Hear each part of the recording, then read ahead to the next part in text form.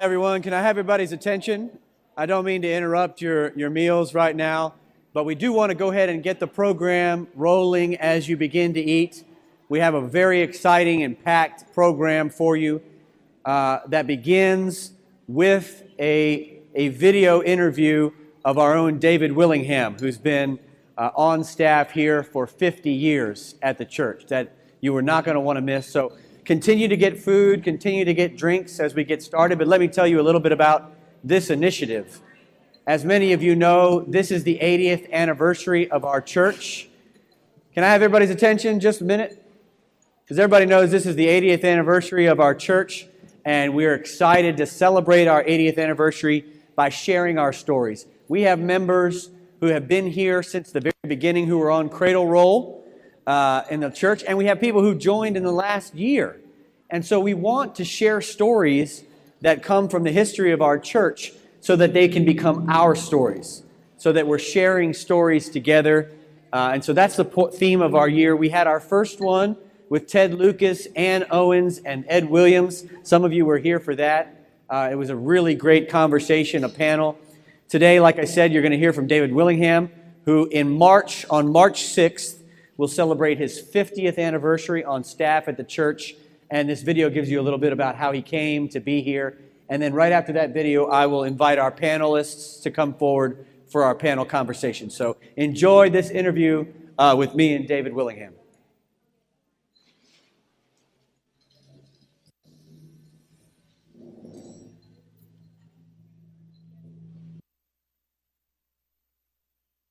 Thanks for being here with me this morning. Next month is your 50th anniversary as an employee at the church. You're the longest serving employee in our church's history. That's 5 decades. It's an incredible accomplishment. And I wanted to spend some time to talk with you today about your experience here at the church. So thank you for being here with us. Oh, you're welcome.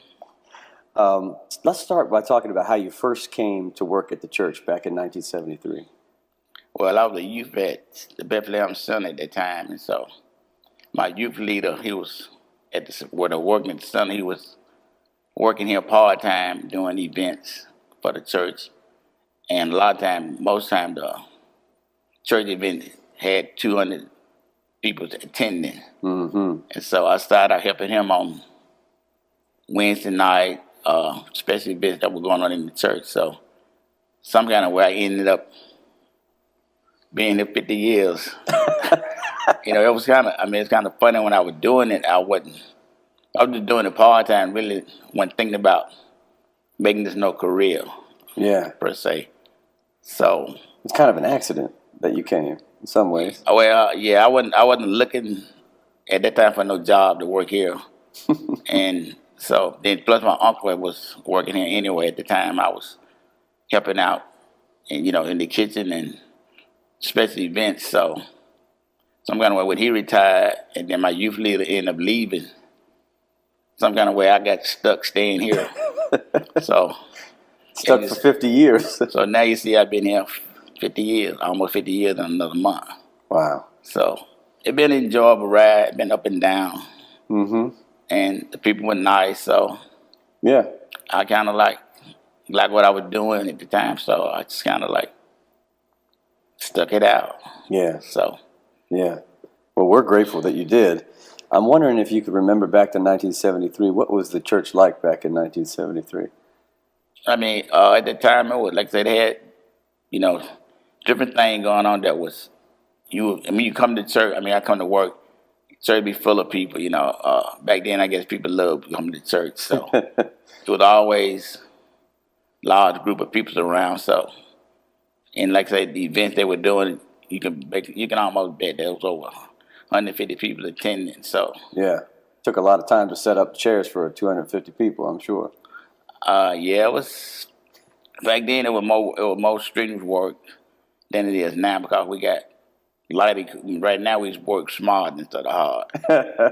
I learned over the years to maximize my ability to get work done without really overworking myself. Mm-hmm.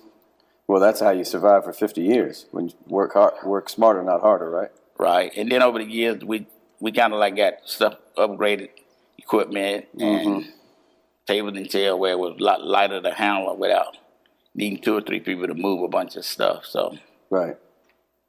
I learned to adapt to the changes that they made that helped us with our work. So Yeah. Now, when you first came, you had other jobs besides the jobs that you had now that you had to do. I worked at the community center with the youth program when I first started here. So I worked with the youth program at the Bethlehem Center for 25 to 28 years, me and my wife as a team. And, we provided, we took them on trips. We helped them with their homework. They needed some funding, and we would help them out the best way we can. So we were kind of like a mother, father to most of the team that we did work with over the years. And the team program consists of 7th grade to 12th graders. So, Wow. like I said, we took them on college trips. We took them to Disney. We went to different places: Disney World, New York, New Orleans, Atlanta. We went to all major places that had something that you can go tour at. Yeah. So, And that Bethlehem Center, for those who don't know, about it, it was started by the United Methodist Women. yes. Yeah. And it was over there located in the South Side area, which was on Baltimore Avenue. Yeah. So a lot of ways you were like a youth minister almost. Well, I wasn't doing too much ministry, but I was doing a lot of fatherly work, Yeah. like I said, if they needed something, we were helping to get it. It was, we didn't mind spending our money to help them provide with something they might need if their parents can afford it. Yeah. Yeah. So, plus, at that time I worked at the center, I did have a full-time job at that time, and my wife had a full-time job. So we were working part-time. So after we get off our full-time job, we'll be at the community center from like 5 to maybe 9 to 10 o'clock at night, because we had to take the kids home once they come to the program to make sure they got home safe. So I think during that course of 25 years or more, I think I've been around the whole Charlotte area. The Yeah. kids, as they got older, they started branching out, but they still came to the program. Yeah. So you probably still have relationships with some of the kids that you had in that program as children. I know 'em- I know most of them by face when I see them, Yeah. but they do know me, Mr. David and Miss Ola. Miss David, and Sola. Yeah. So I'll be like, Ola say, "Who is that?" I'm like, I had to think about it, because it's been, some of them the kids hadn't seen in 25 years. So Right. Right. like she said, my wife always say, they're gonna remember long, and we're gonna remember them. Right. Which is true. So you worked here and at the Bethlehem Center for a long time, overlapping. Yes. 25 years? Yeah. Yeah, I was working here. 25 years? Yeah. Yeah, I was working here full time by the time I started working with the youth program. Did you grow up in church?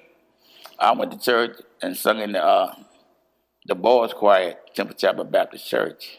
Yeah. At that time, it was on Remount Road, but now it's located on September Lane. I was baptized, but I started out going to my grandmama's church, which was Old Zion.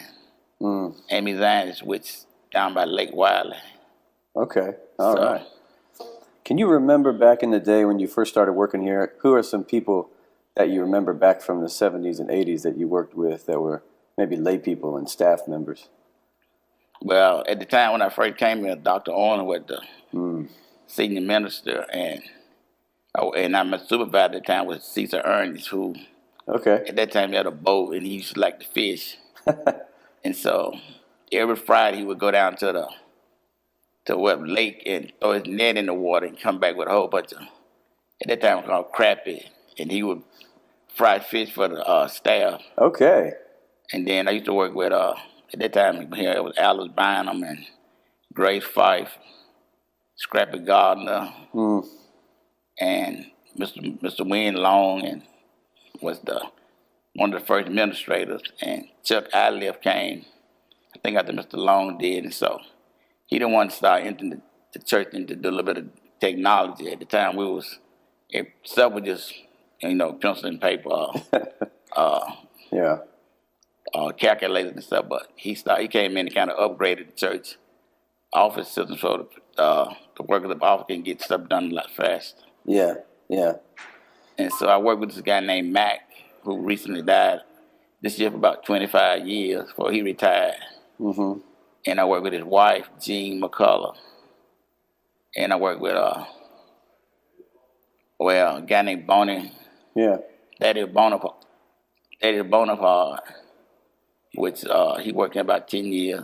Okay. And Joe Aldridge, who Joe, of course, yeah. I mean, Joe was pretty tight. We used to go play tennis. Never won the tennis match because he had the drop shot. So by the time I got to the ball, it was too low for me to get down there and get it. So, Wait a second. Joe Aldridge plays tennis? I can't imagine Joe playing tennis. oh, Joe was pretty good because at the time that I started playing tennis, we used to take the youth program at the center. We Yeah. spent all summer playing tennis with this guy named Mr. Brown. Mm. So I kind of enjoyed tennis. It was something that I never played until probably in my early 30s, and so it was a fun game to play. Yeah, now everybody's playing pickleball instead of tennis. It's Pickleball is on my list to do when I retire. Right now, I don't have time to do it. I mean, I look at it when I'm over in the Conway and see yeah. the members playing. I'm like, I'm gonna learn that game. It's court a lot smaller. Yeah. Since I got a lot older, I don't need to be playing They need real to be running tennis. around the whole tennis court, right? Nah, not. Well, we got some members who love pickleball. They would love to take you up on playing pickleball with you it's whenever on my you decide. it's on my to-do list when I retire.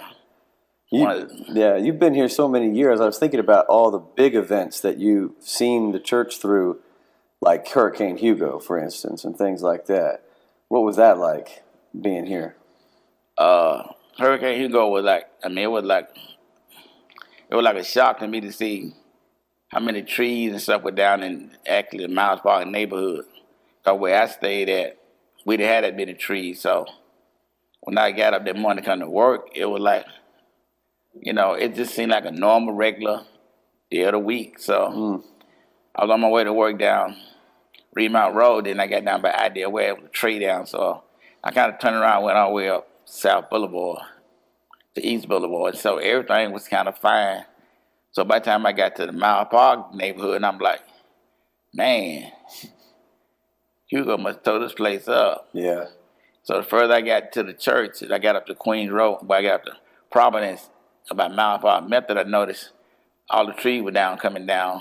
And so at that time, the neighborhood men was out there with their chainsaws, cutting the path so you can get down. So I got down to the church, and I got down, and I was like, all the lights was out, trees all over the place, trees laying against the building. I'm like, man, I mean, it was just, it was just hard to believe that this place looked so much like that, because prior to me, Hugo hitting, I was at a JV football game with my daughter with a cheerleader.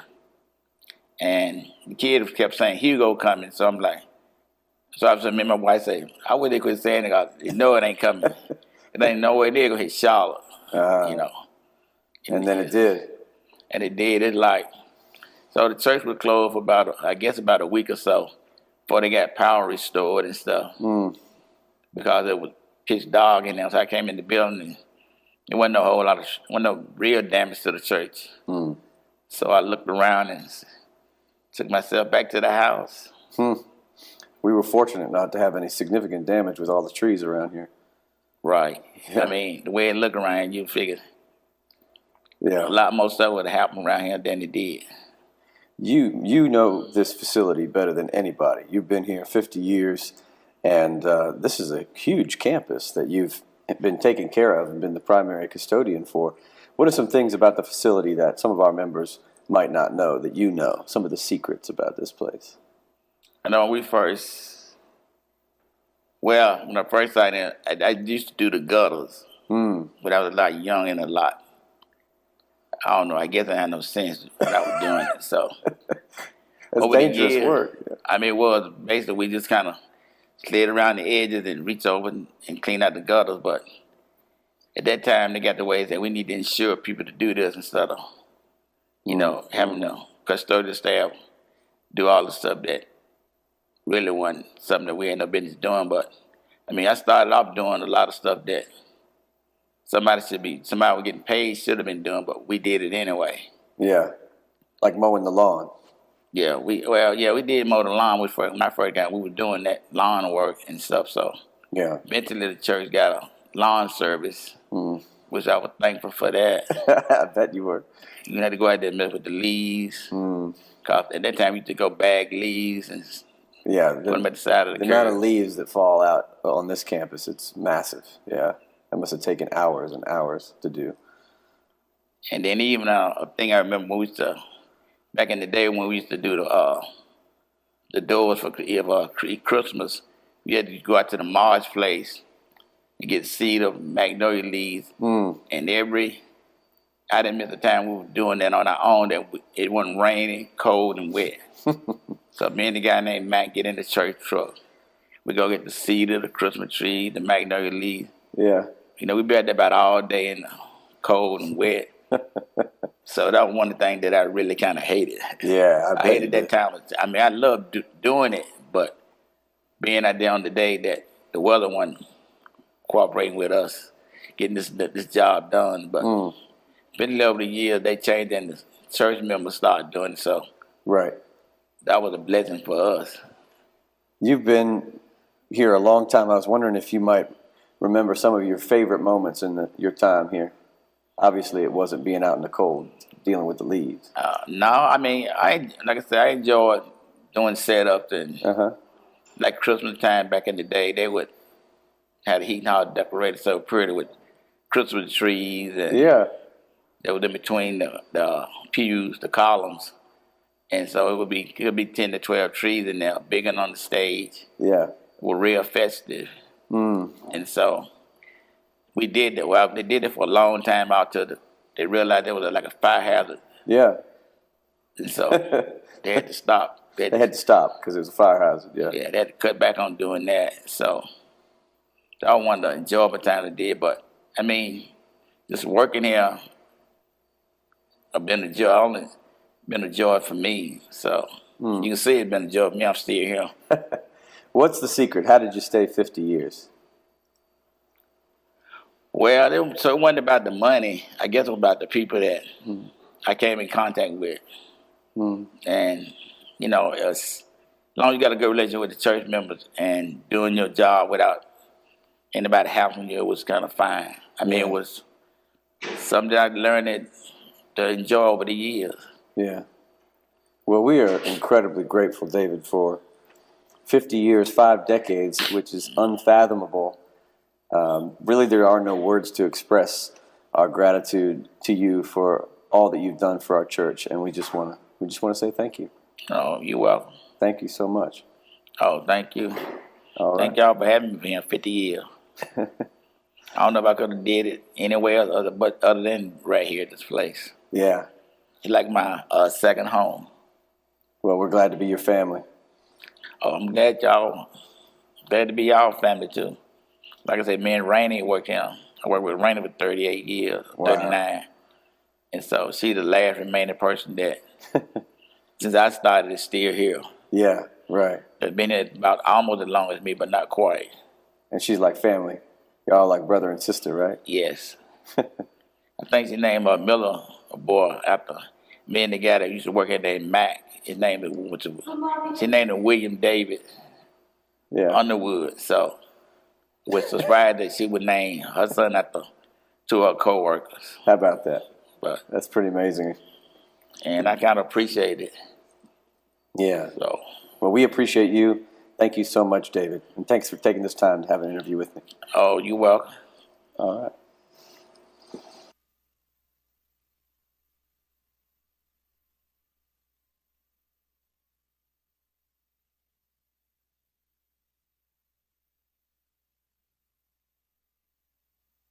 Work on your staff for 50 years. 50 years says a lot about David, and it says a lot about us as a church community as well. And so we celebrate in March when we have the opportunity. David's going to come to worship, and you'll have a chance to properly celebrate him and to thank him for 50 years of work here at our church. I hope you learned some things about David that you didn't know, which is amazing. Yeah, really great. Well, this time we're going to invite our panel to come forward. I'll let them introduce themselves in just a minute when we get. So let's continue with our work together.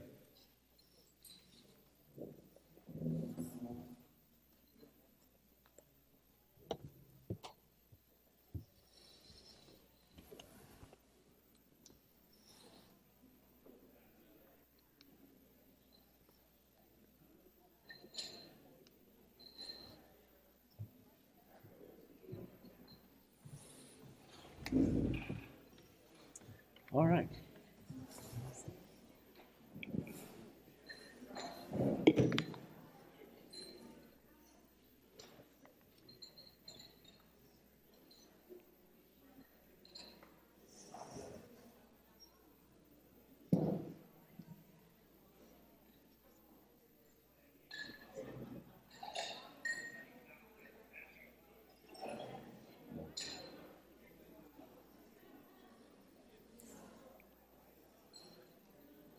All right.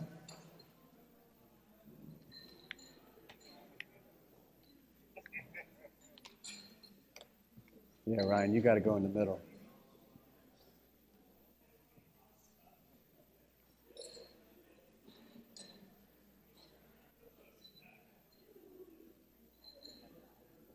All right, let's go ahead and get started with our panel discussion. Thanks you for joining us for lunch and staying here as we have this conversation together.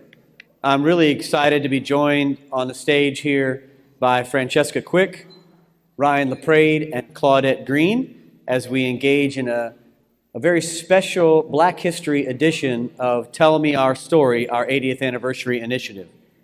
So I'm going to start this off, and we're going to ask each of them a few questions that we want everybody to answer, and then we're going to kind of engage in a conversation together. But I'd love to start with you, kind of just tell us how long you've been here, and share with us the story about how you came to hear about the church and how you first came to the church, and what it was like when you came. And Francesca, do you want to start us off? I guess so. Make sure you hold the mic all the way up. Okay. There you go. My name is Francesca Quick. I know a lot of you all miss John Chandler. He was my CNI dog. Yes. He definitely served here as well. It's been 2 years now, but I've been a member here 12 years, and it seemed like time went by so fast. I came to know about the church as soon as I came to Charlotte. Like everywhere I went, people were saying, you need to go check out the church, Myers Park. And so I'm like, I'm a member of a church. And they was like, well, whenever you get time, just go check it out. So I'm like, oh God, you know.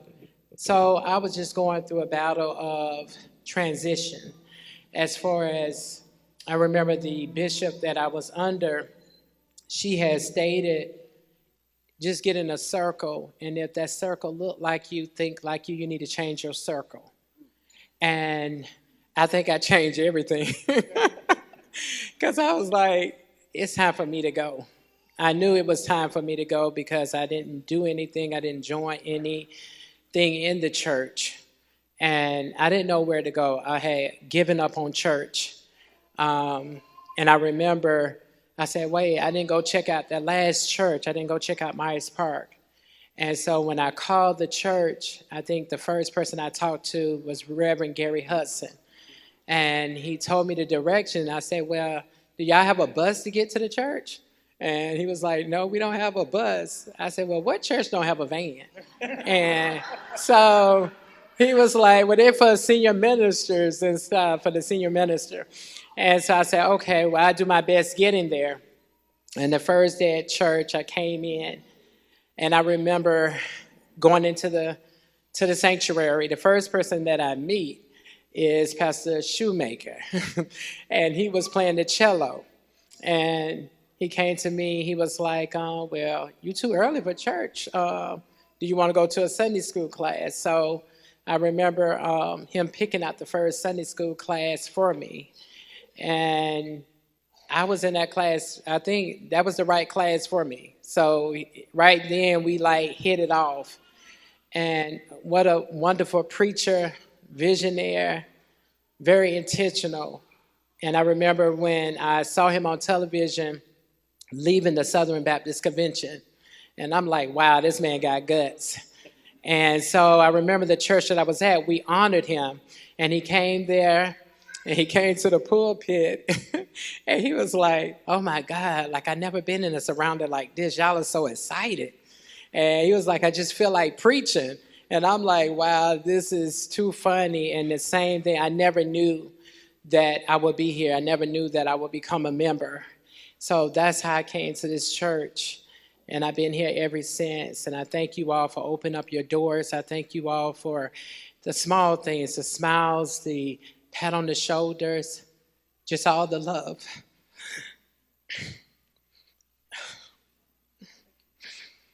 Just for all the love that you all have given me.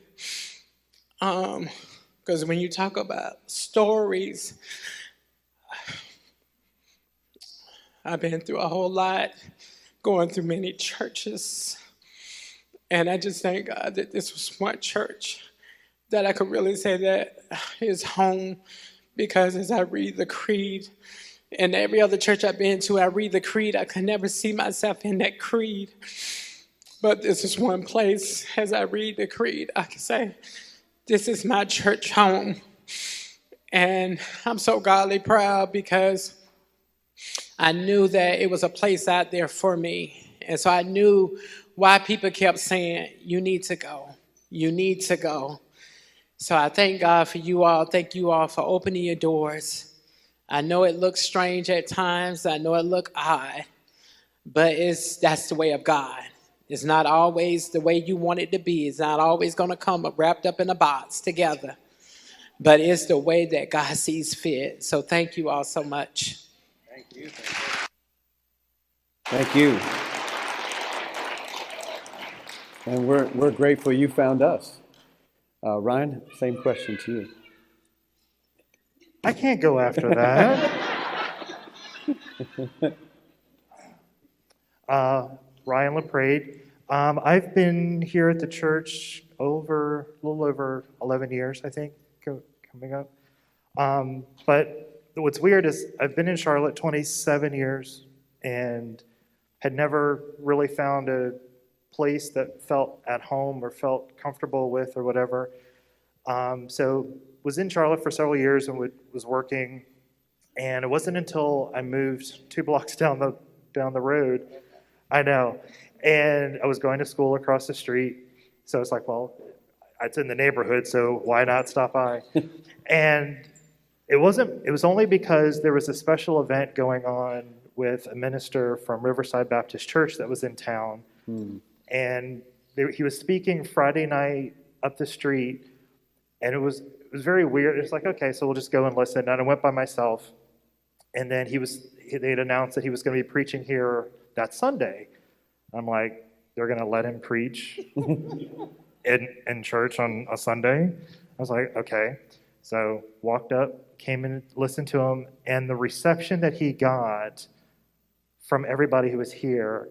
And I had no idea the connection between Riverside Baptist and Myers Park, so I didn't know that there was already a relationship there. So I was like, that's why. I said that had to be the key. But it was the fact that they let somebody else preach in the pulpit that wasn't necessarily exactly what looked like everybody that was in the congregation. It looked like me. And I went, this is surprising. I would have never expected it. But that moved me and stuck with me for a long period of time. And I was going through trying to figure out what church did I want to be a part of. I did some shopping and went to a couple of churches uptown, Catholic, Episcopalian. And I was like, I've got to find something. Something was missing, and I didn't know what it was. And so I was like, okay, so I put it off, didn't think about it. And it wasn't until friends of ours, we were on vacation, we were talking about religion just in general, and it was talking about my background and where I grew up and everything. And they were like, well, have you ever thought about coming to Myers Park and I was like, yeah, I came a couple times and I heard the minister. They're like, no, you need to come. I was like, why? They're like, they are a gay couple, interracial couple. I'm gay, interracial marriage. And I was like, well, why would I want to? Surely you all do not want us to come to this church, right? There's no way. There's a catch here. There's something going on. I know. And they're like, no, really, truly, come back or come visit. I came to visit, started meeting people, and I just haven't left. There was always something going on, and there's always a reason that somebody finds a way to put their hooks in me and keep me here. Find a way. We know we can put you to work. There's something we can do. There's something you can do. I've got something for you. I've got a plan for you. I know. So, and I'm gullible, and I'm like, oh yeah, sure. I'm like, oh yeah, we can take on the world. There's so many things. And that's what spoke to me. There were so many things that I questioned just about religion in general, and we weren't allowed to question in the church or in the organization that I grew up in. So that spoke volumes. I'm like, wait a minute, I can actually speak back to the preacher and tell him I don't understand. I was like, I don't agree with that, and you guys are okay with this, right? Really? And you know I'm gay, right? And you're not. Yes, we love that. We want you to be who you are. Come as you are. Be present. Sure, okay. And it's been the truth. I can confidently walk in the halls of this church, in any room, wherever. That's never a question. It's never about that. It's not about who I am or what I'm showing. It's you as the individual. That's what everybody appreciates. And the fact that somebody came up to me last fall and said, and it was one of the members of the church, and they said, I'm old enough to be your parent, but I'm telling you this, I would be extremely proud to call you my son. I am not a very emotional person, but I almost lost it standing out on the patio, and I couldn't believe that they were willing to say that to me. Meant the world. And I was able to get through some, hard stuff and everything, but it was just so moving to think that somebody who, we hadn't really known each other very long, but was willing to say that to me and welcome my partner, and just, it was never any question. So that's why I'm here. All right, amen.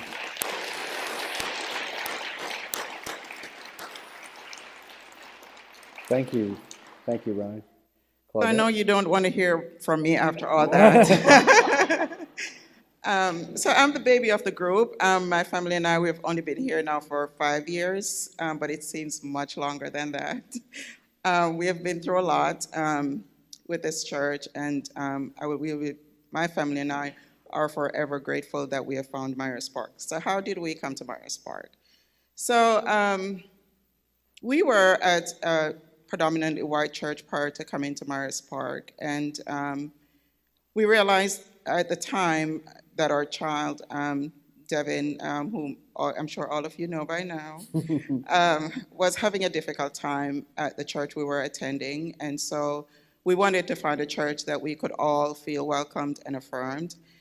And so our first quest took us to Myers Park.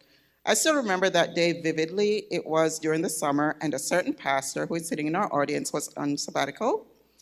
And we came to church, and the service was great, the sermon was great, but the thing that held us and gave us a hook was that the pastor, Ben, was willing to have the congregation question him about his sermon afterwards.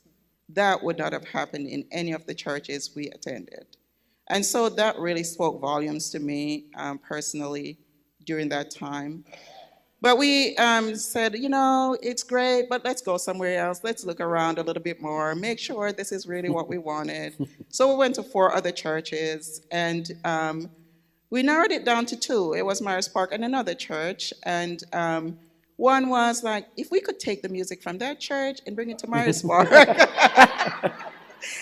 that would be a great combination. But we ended up staying at Myers Park because the sermons spoke volumes to us. I think we learned a lot. Our child, Devin, was able to grow here. Devin was able to put on a program here that the church just was so fundamental in seeing him succeeding with that. And they're also excited again to host that again this year. And he's looking forward to that. When Devin called me one day, he was so excited because he said to me, guess who's going to be on my panel? It's going to be Ben. And I'm like, okay, that must be nice, you know. So this church has been meant so much to my family and I, and we'll just be forever grateful. We've been through a lot of ups and downs and happy times and sad times. And I'm sure some of that will probably come out by the questions Ben will ask. But we're just forever grateful that we found Myers Park. Myers Park has been a blessing to our family. We have found a community here at Myers Park. And so I'm just grateful to see how much the church is growing, how much the church is involved with racial justice and LGBTQ justice and environmental justice and all the things that we've been involved in. And I'll just be forever grateful that we found you. Yeah, absolutely.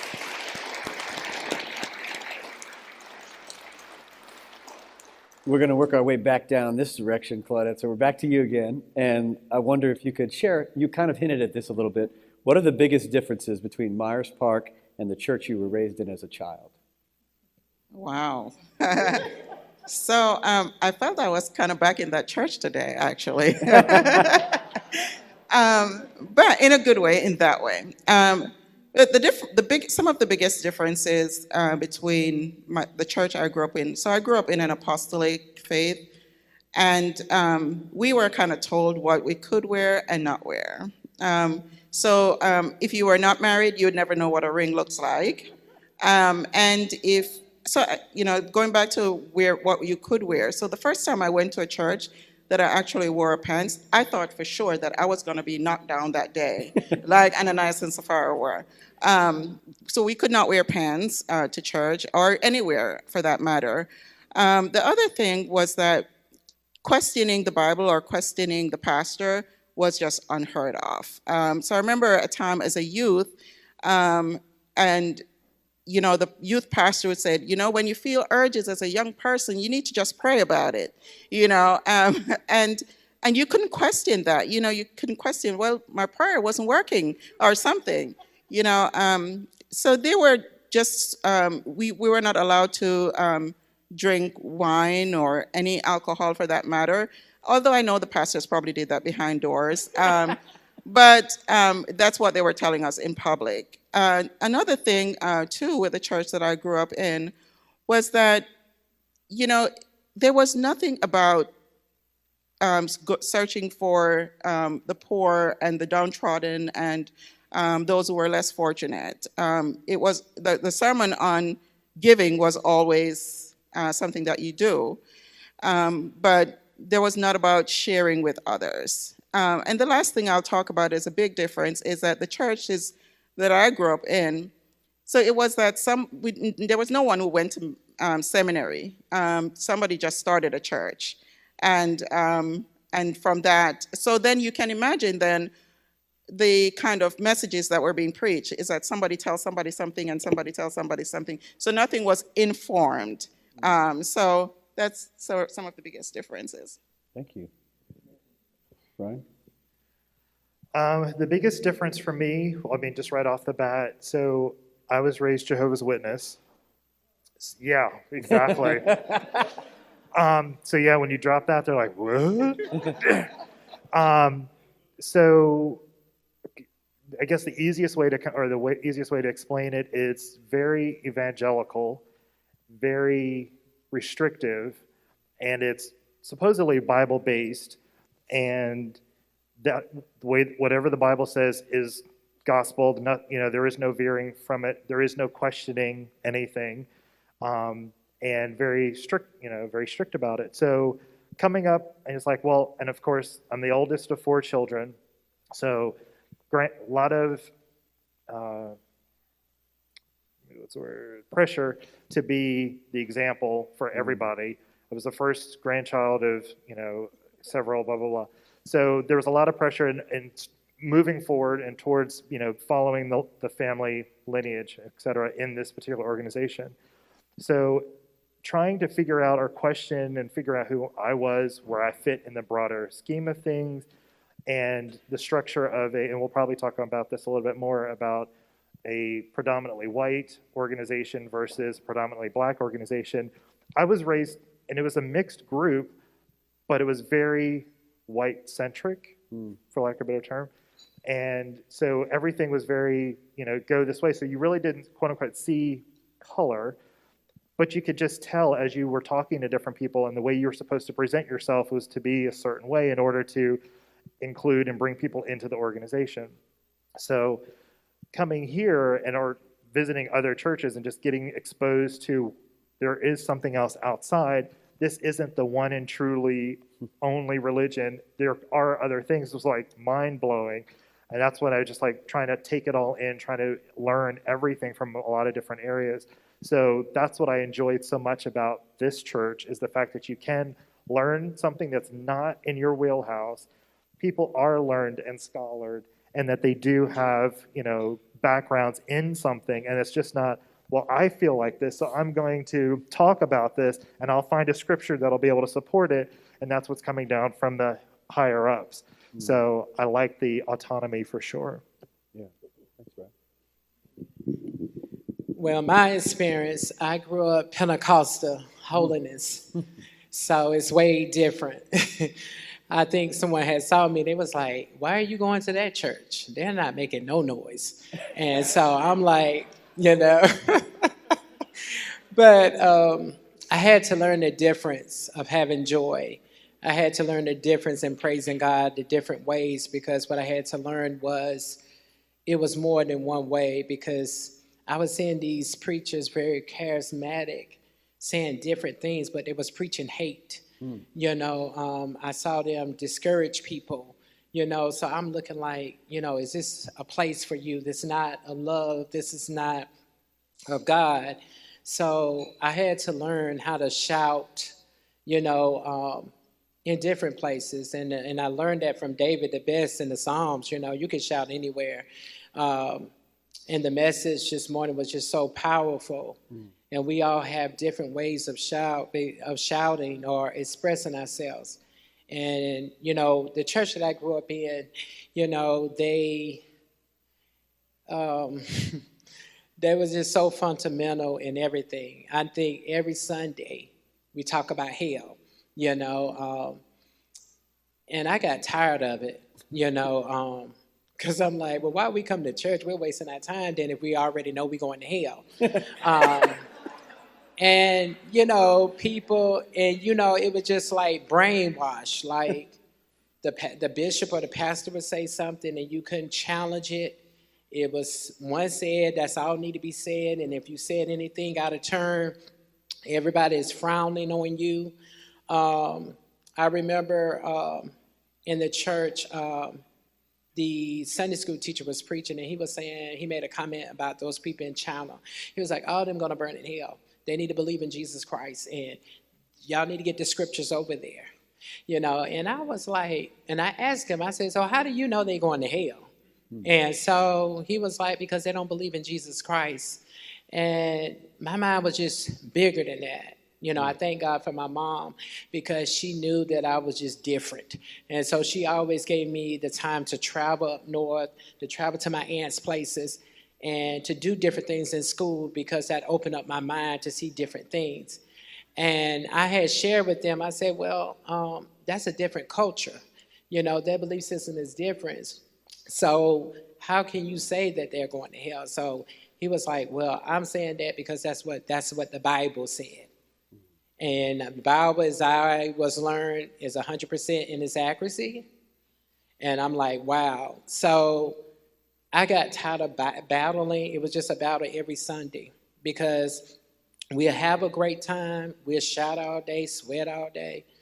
And then people will go back wounded, still hurting, still in pain, still in debt, and it was just really, it was a life lesson learned for me, because as I got older, I started rebellion. I started going to other churches, I start, and thank God for school, because school was like an open for me that, I was able to learn about different religions.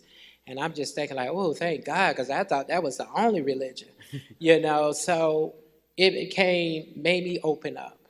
And it made me open up to seek God for myself. And when I saw God for myself, I'm like, okay, God is not about this, and making sure that I was in the right church home that was feeding me and my spirit. And that's when I could no longer go on mama religion, couldn't go to the church because my mama didn't went to the church. I started choosing the place of worship for myself. And now my mom's like, I'm just so proud of you because, you're in a great place and you love it, and that was so important because she knew, and I love God, that was the most important thing to me. And I always had people keep telling me, oh, you're a transgender woman, you're going to bust hell wide open. And people kept saying, so why are you not stating who you are? And I'm saying, my biggest thing was the fear of God, because I love God that much. My relationship to God is more important than anything. So that was a major thing. And I think that the preachers know that. That's why they try to keep us bounded, saying that religion, is against your lifestyle, So when I had to learn more about me and learn where God included me, that's when I learned that God has a purpose and God has a special love for me. That's something that you just have to know yourself, and you have to believe in God and trust that there's something bigger and better out there for you. And that's what I did. And thank God that when I came to Charlotte, I was at another church. I mean, they were gay affirming, lesbian, everything. But I think where they was missing, it was more about their sexuality and identity than about worshiping. It wasn't about helping people. So I'm like, I already know who I am. Like, I need to know, like, what are we going to do? I mean, are we helping out people? Are we doing mission work? They was just still had people there still stuck and struggling just within their sexuality. And it was just like a fundamental church that I came from. So I had to leave that church that said they was free and really wasn't free. So the major thing with the old church is a difference here is that, they had many offerings, more than this. They had a lot of offerings taken up. They used to have prayer lines. They used to have, we used to call it the moaning bench. And they would say, so the people. Bench. You said bench. Yeah, bench. Bench. Get your mind out the gutter.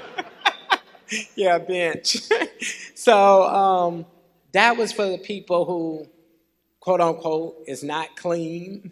So they will call themselves, because I had to go one time, because when they found out that I had this thing for men, oh, you got a demon inside of you, we're going to pray this out of you, we're going to put you all this oil. And I like that testimony because I tell people it still didn't work. Because it's not about the power of what you think of who you are and what you believe your God is created of. The same God that created you definitely created me. So it was a lesson learned, because I tell people you don't have to do all that. Be yourself, be who you are, be who God have called you to be. So it's a major difference. But one thing I can say I love about this church is, like, if I don't come Sunday morning, I don't get the next Sunday, oh, did you backslid? And it's so funny because back in the old church, that's the first thing they would say. And I remember I didn't come one Sunday, and this lady saw me, and she was like, well, we didn't see you in church. And I said, oh, here it come. And she said, well, we miss you. And I said, wow, that was a big difference from, oh, she done backslid, she's out there clubbing, So it's real different that people see everybody in love here. Everything is not perfect, but I just like how the way people receive people and respect people, that it's not always about judging people, so I really appreciate it. That's the difference, pretty much the same, the offering, the laying on hands, the preaching style is different. But what I know why I'm still here is because of the word. And most of all, is the love of the people, and the work that Myers Park does. That's why I'm still here. Thanks, Francesca. Ryan, we're going to start with you this time on this next question. Can you share a time when the church has been there for you and your family?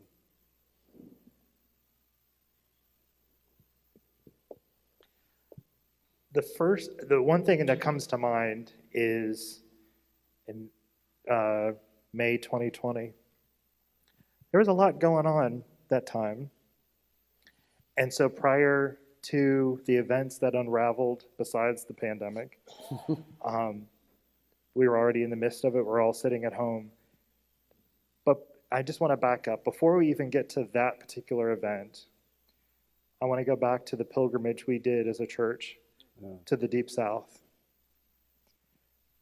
That was extremely, extremely moving for us to do the partnership between us and Mayfield Memorial, to go to all those historically Black sites and have that moment together was powerful beyond words. Something that stays with us to this day. So taking all of that in, knowing all that happened during that trip, fast forward to May of 2020. There was, I don't even know where to begin. I'm still processing it, still going through it, still trying to figure it out. But what I want to say, what the church was able to do from laity, from just general members to staff, was just being there. Not saying or trying to say the right things, just being there. Just, how are you doing? I mean, that's all I personally needed at the time, but they weren't trying to figure out, they weren't trying to guilt trip, they weren't trying to alleviate their own pain. They were really trying to understand, how can I help? And in such a way that it wasn't just let's get through this, let's get over it, because it's something that never really goes away. Unfortunately, we're still continuing to deal with the same issues month over month. So it's an understanding and taking the time to actually say, we need to step back and really learn and figure this out. How can we help each other as a community? To me, that's what has been most beneficial and appreciative of. Thank you. Claudia? Wow, where do I begin?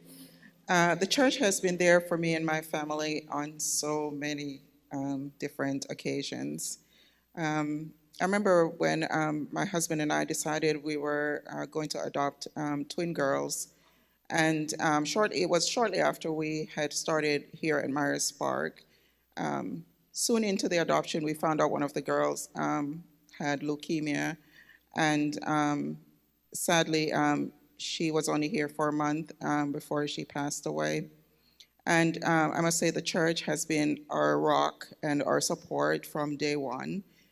Through the adoption and up to the very end, this church has been there for us. And we just cannot say how much we appreciate that, even to today.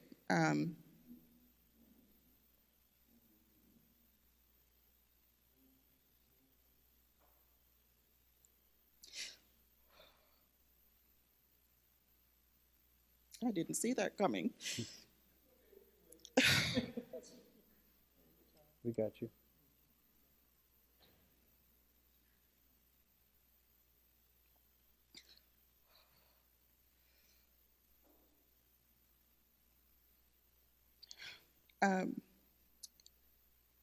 The church has been so supportive. They have held our hands. They have cried with us. When Alicia was in the hospital, many meals that we didn't have to cook for months. There were people who were willing to give me a break so that I could go home and take a shower. And just the love and the support from everyone in this church was just amazing and continues to be amazing. Another time that really stood out for me was during the time as Devin was going through affirming surgery. We had to go all the way to Winston-Salem because we couldn't find someone in the area that was willing to complete his surgery. And our pastor said to us, "I will be there with you." And that was just another amazing moment for me. He held our hands while Devin was in surgery and talked with us and prayed with us and laughed with us so that we could take our mind off what Devin was going through. And I can't say how much I appreciate those moments. It's not only been sad times, it's been happy times, you know, like Maurice is retiring. And I reached out to the church and they were there, you know, they came to the retirement party and we just had a good time, you know, and it's those things that matters to me about Myers Park Baptist, because when they say that they're open to all, they're truly open to all. And I can't say how much I appreciate those moments. And then another time, which really meant a lot to me, was when I reached out as I was completing, as I was about to start my project for my DNP program. And I reached out to the church and proposed to Ben my idea of what my project was going to be about. And he was just ecstatic from day one when I proposed it to him. And with him and Carrie, you know, they allowed me to get this project completed. And I must say that I'm now 73 days and counting to the end of my program. Thank you, Claudette. Thank you. We're excited for you to finish that program. Francesca, how about you? A time the church has been there for you? The biggest time, I think, was when I had my kidney transplant. And it's been, you all, it's been now 8 years transplanted.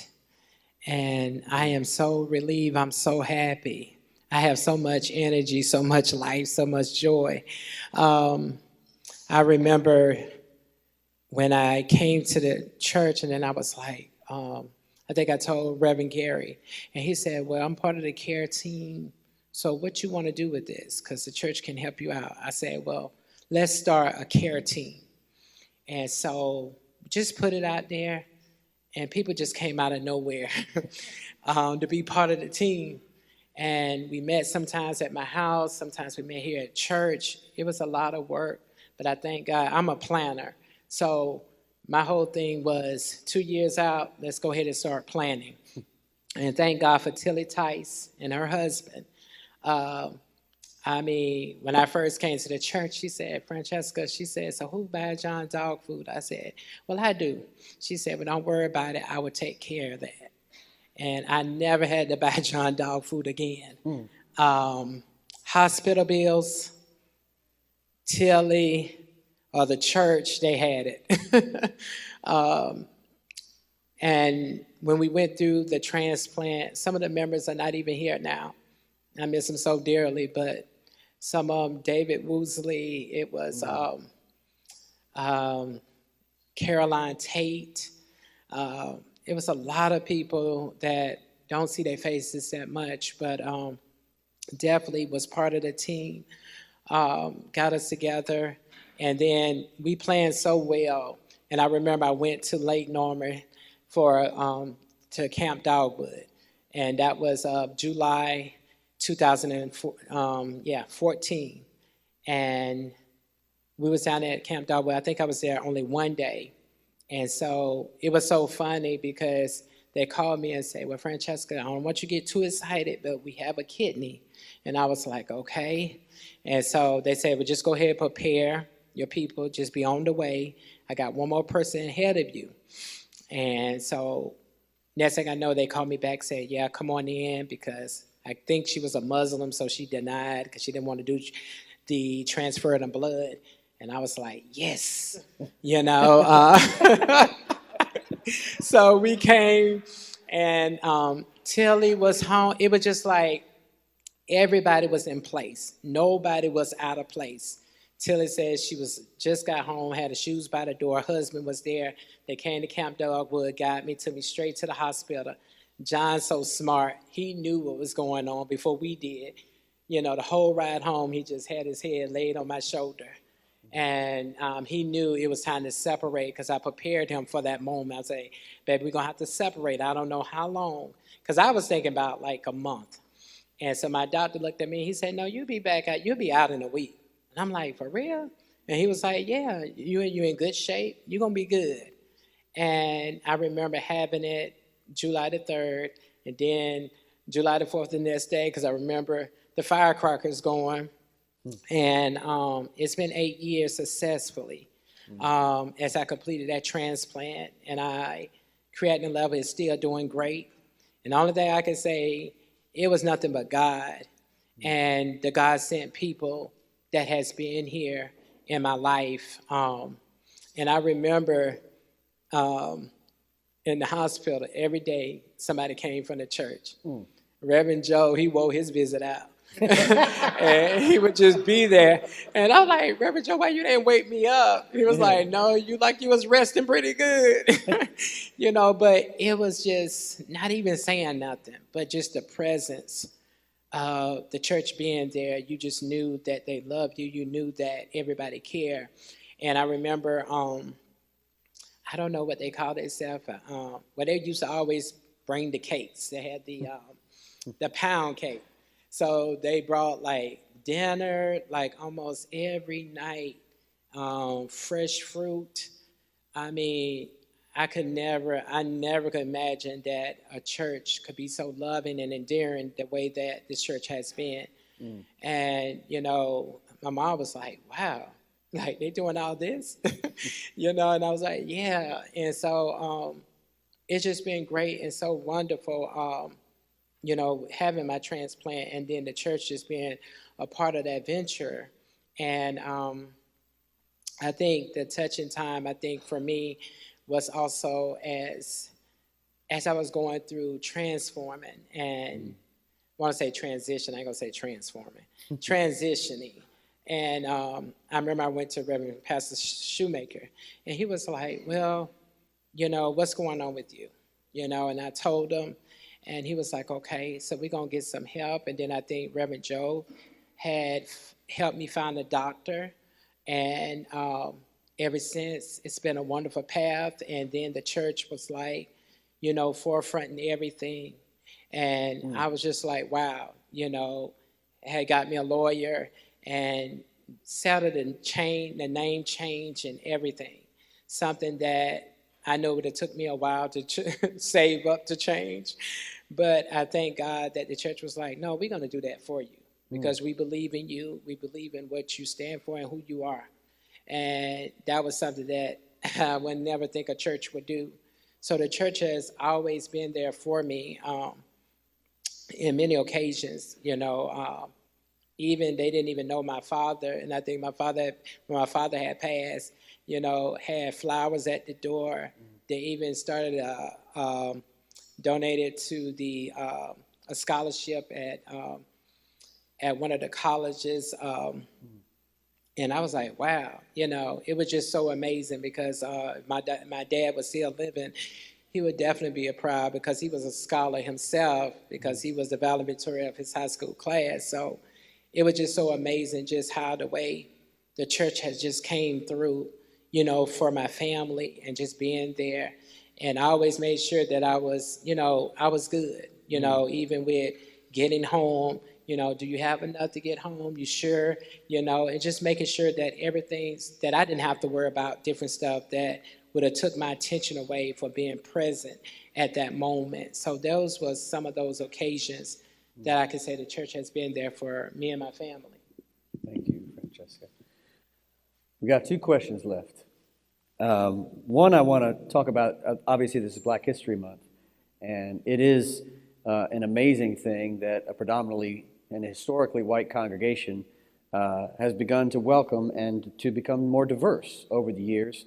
Goes all the way back to the 60s when we first said we were going to be open to all, closed to none. and we've continued that legacy all the way up to today. But it's not always easy to do that. It's not without its challenges. But I thought it would be helpful to hear from you. Maybe Claudette, we can start with you this time. What's it been like to be a black person in a predominantly white setting for you here at this church? What, Ben? You didn't tell me I was black? I'm so sorry to break it to you. So it has not been as difficult as many would believe, just because we have been, or I have been used to being in spaces where I am the only one. And so being a predominantly in the minority in Myers Park Baptist has not truly been as difficult as some may believe. So we also came from a predominantly white church. And one of the major difference between those two churches was that I actually feel like I'm a part of Myers Park. At that church, I never felt like I was a part, even though my husband was very involved and Devin was very involved in the church there. I never felt like I belonged there. Here at Myers Park, I do feel like I belong. Some of the challenges, though, as an African American in a predominantly white church, is sometimes not only skin color, but also remembering that there are diversity even within the Black community. So, so there is socioeconomic differences, there is, experiences that are different, and taking those into consideration sometimes when we talk about being Black is in itself a challenge. And so sometimes the things that are said sometimes people tend to believe that as a Black person, we're overly sensitive, but not understanding the reason why that is. So for example, when somebody said, oh, it's Black History Month, you should walk in front. That can be very stinging.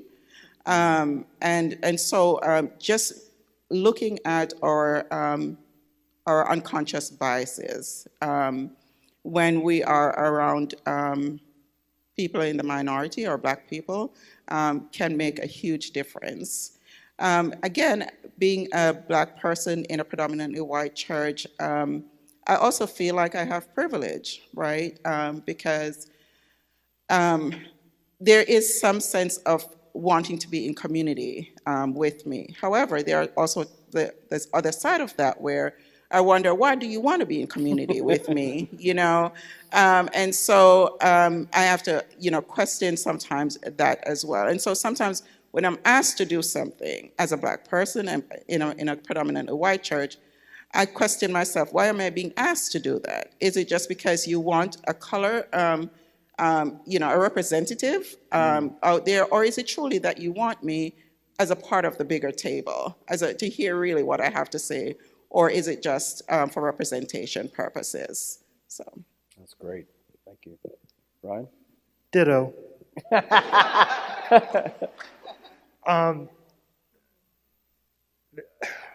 I guess, seriously, ditto to a lot of what Claudette had said, because those are the same questions that I think about constantly. I joked with Ben when I was asked to be deacon chair, why? For many reasons, but it's like, is it because we haven't had a Black person as a deacon chair in the history of the church? Granted, I mean, obviously I was the first one, but it's like, is that really the only reason why I'm being asked? But then again, we don't have a lot of representation in the church. So here's my opportunity. Here's the chance that I get to be the first. Let there be many more after me, men, women, whatever. So that is my reasoning for, or what my experience has been. Like I said, a lot of what Claudette said, I'm always questioning that. But at the same time, I want the community, and I want to make sure that there's that opportunity to intentionally get to know one another. Don't present to me, I want to get to know you just because I can have somebody on my list, check, I've got that friend, I've got this friend over here. And that's what but I've never really gotten that from the church. I just know that in my head, that's what I'm going through, what I'm thinking of. So I'm trying not to let that blind me or cause me to think about anybody else's intention. And it's hard because you're always thinking, well, how do I make sure that I do the right thing because I'm representing everybody who is the same color, right? I have to make sure I don't screw up, I don't say the wrong thing, that I don't step out of line. So that's a lot of pressure I personally internalize and try to make sure, we're on that right track. But that's what I'm used to doing for all of my life, both personally and professionally. So it's just one of those things. But I don't feel it as strongly as when I first initially came in, but I think a lot of it is just continuing to process that personally and being authentic with people and just saying, if something's not right, speak up and say something. So. Yeah. Thank you, Ryan. Jessica? Wow. Other people, I never think about it, until somebody bring it to my attention. Like, why are you over there? Like, all those people are white. Like, and I'm like, well, I went to school for 12 years with a lot of white people anyway. So it really wasn't a major difference. And then I don't look at color. I look at how the way you all think. What was the vision? What's the purpose? Who we helping? And so what I saw was a room of a group of people who wanted to help people, definitely my people, and I'm like, wow, these people are talking about my people, how we can improve their lives. And I'm like, wow, okay, wow, some other people need to hear this. That's not in the room, So I never looked at, only time I probably thought about it is like when people bring it up. But I never look at it that way because I was looking at the way that the church think, the way they moved, the way they showed up, because they never said, hey, we're a church, predominantly white church. They never, quote unquote, say that. They just said, we're a group of people here to help, boom.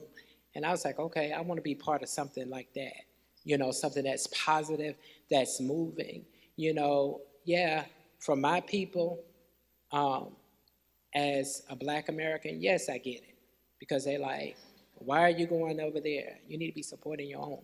Well, guess what? My own hurt me, So I wanted to come over here to a place where people was actually doing something. I saw mission work happening. I saw the church already paid for, and we not just continue paying for this building that we never saw. I saw people loving that I never experienced, and I don't care how long I was in the church over there.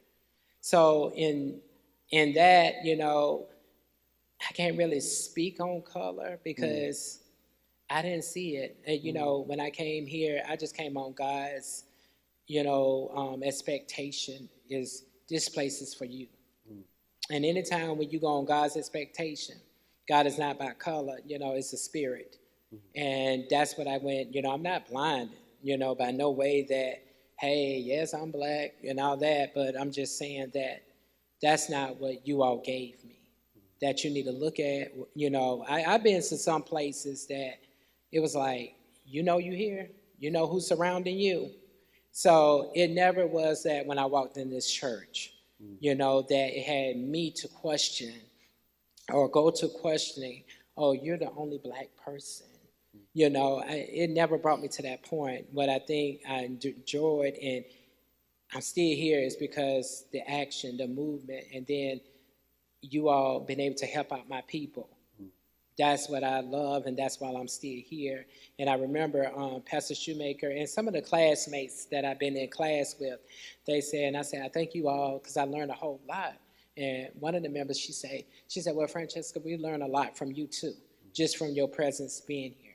Because we don't see, a lot of minorities that come here, so, and a lot of people ask, say, well, were you scared?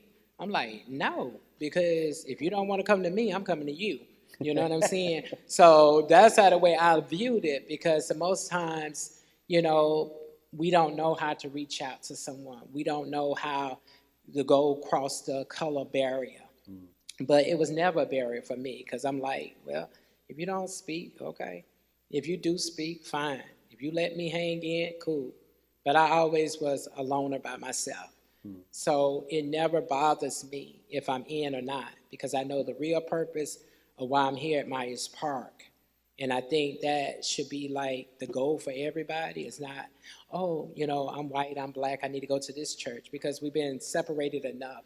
And I think separation have killed whole generations and have our kids questioning, what should we do, or should we do this? And it really damaging people that are coming up now. And so my whole thing of it is, go where you feel led. Yeah, there's going to be, and what I do love about Myers Park, we talk about color. We talk about color. We talk about the discomfort. Yeah, it's very uncomforting.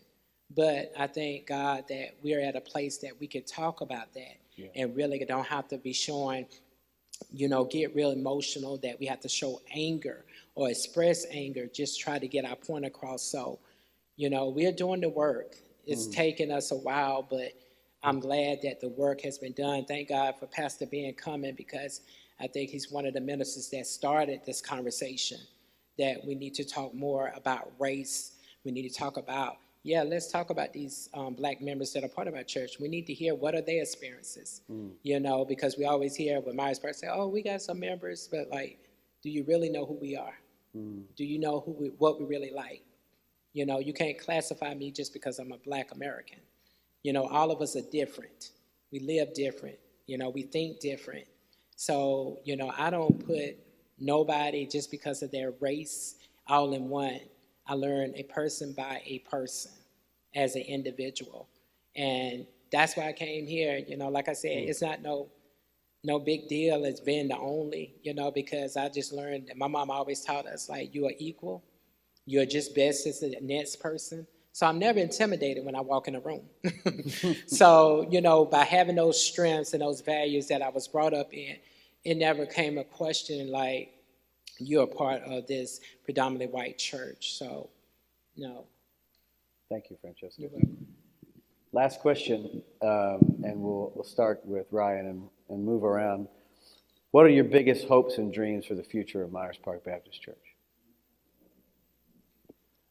Biggest hopes and dreams is obviously to have the pews filled again in the sanctuary. Take the deacon hat off. But I mean, truthfully, continue to be the beacon in the broader community, continuing to be a place, a refuge, and a safe haven for whoever needs a place to come and to get spiritual fulfillment, get personal interaction and fulfillment. Whatever it is, we can seem to find a place for you here. And I think we need to continue to spread that knowledge and that education. But I want to also, when we do that, that means that's going to be also what we're asking others to come join us. We're asking to change ourselves. So we have to be mindful of that when that occurs. But I think we're all on that journey. We're all expecting that to happen. We wouldn't be here if we didn't. So this is who we're called to be. This is what we've dreamed about for 80 plus years. I think we need to continue to live in that and accept what comes with that. Thanks, Ryan. Claudette?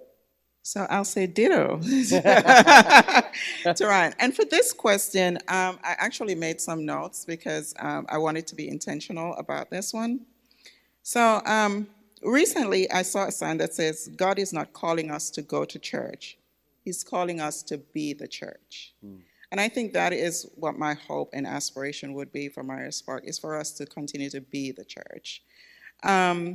Make the table bigger. So get to know someone who looks different from you, talk differently from you, someone of a lower socioeconomic status, and just get intentional about getting to know the people around you. A more diverse congregation and leaders, not just in terms of Black people, but other people of color. Partner with other Black-led organizations such as Charlotte Black Pride, Federation, the Freedom Center for Social Justice. Continue to embrace change. Change is the only thing that is constant. If we're not changing, we're dying. So continue to embrace that change. In addition, continue to be curious. Ask, is that what Jesus would do? Only be careful about who is answering that question and what lens you're looking through when you respond. One of the things I learned as I was completing my project for my DNP was about cultural humility. At the heart of cultural humility is a commitment to regulate a sense of cultural superiority over others. It requires respect for autonomy. Being able to say, I may not believe what you believe, but we can respect each other as a person is huge. All right. Thank you, Claudia. Francesca, finish us out here. You'll be our last person. What are your hopes and dreams for the future of the church? My hopes and dreams for this church is that that we continue to be like that beacon of light. But as a church, what we are seeking to be our greater selves, to be our better selves, and that's individually. Like we come together as a team, but we're reaching that highest peak, whatever the highest peak in our life that is, that we are reaching. And that goes beyond what we think, what we know, even beyond what we want to even do. So there's no heights, no depths that this church can be able to go, and also to continue to be humble because we can still learn and move graciously because we're always still looked at. And, I have ears and I hear around the community, everybody's always talking about Myers Park and they put us up there. And my whole thing is, that's great, that's wonderful, but let's be very graciously how we accept that, that we walk humbly, that we always continue to learn. We always, know we don't know everything, but we're willing to know. And so I think that's what is going to continue to open doors, it's going to open lights. We are progressing right now because this is the most diverse since I've been here, since the church has been, not just only with Black Americans. I'm talking about you have more Hispanic, you have Chinese. I mean, you have different people that are coming, and people are, and not just in membership, but people who are coming here as a place to start their own ministry. So, we are ministering in all kind of dynamics, and we are being like a mother, like a father, or just a parent to these people, or we being ministered to, or we are out there ministering to. So I'm just saying, we don't know what that is, but my thing is always, reaching and finding that peak, the highest peak in our life, that thing that's going to make us happy on inside. And I can never imagine, I would always be so curious when I hear Michael Jackson was sing the song Man in the Mirror, and every time he would say, and doesn't it feel real good? And he'd say, woo! And man, that just does something to me because I realize it's not about the wealth that you have, but just by giving back to people. Yeah. You don't know how much rewarding that is on the inside of you. And it does make you feel good. So that we continue to be that church. Not sit on no hill, not with the bright lights, but we continue to be that church, be mindful, being prayerful, and just continue to be that highest peak in our own personal lives and not looking at competing with the next church, the next generation, but we continue to be ourselves because that's what I think that has got us this far right here. And just stay open to learning. I think this is what's going to make this church an even greater church. Thank you, Francesca. Let's give our panel a round of applause.